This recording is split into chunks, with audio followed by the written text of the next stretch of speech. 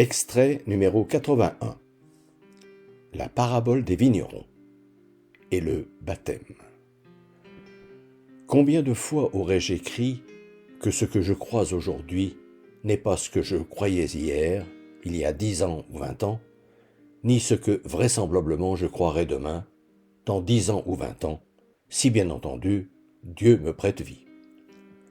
Réflexion qui vient à l'encontre de l'obligation de faire sien totalement et d'un coup une doctrine religieuse, le baptême chrétien implique un tel credo, ainsi que du bon sens. Tout au long de la vie que nous donne le Créateur, notre corps et notre intelligence sont naturellement amenés à évoluer. Et il n'en serait pas de même pour notre composante spirituelle? Dernière intuition que confirme la parabole du propriétaire, dont Jésus nous dit qu'il recrute des ouvriers pour aller travailler à sa vigne tout au long de la journée. Et si ces ouvriers, c'était nous? Nous qui n'avons peut-être pas fait partie des chanceux qui ont entendu l'appel de la première heure, ou au fort de la journée, et n'y sommes sensibles qu'à la fin du jour.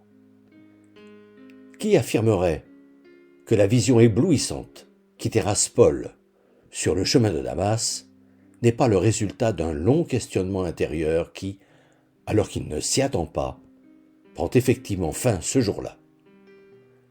N'est-ce pas non plus au terme d'un long et obscur cheminement qu'a lieu la conversion de Charles de Foucauld quand il se rend dans l'église Saint-Augustin de Paris?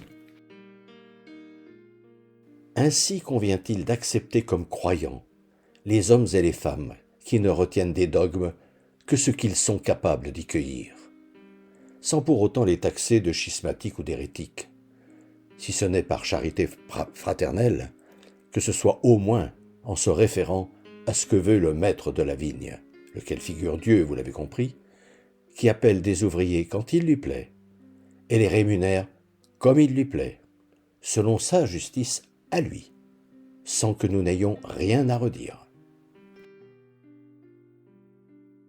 Depuis des années, environ une fois par mois, j'envoie une lettre d'information spirituelle à tout mon carnet d'adresses. Le thème du moment est, depuis janvier 2019, être chrétien, ça veut dire quoi?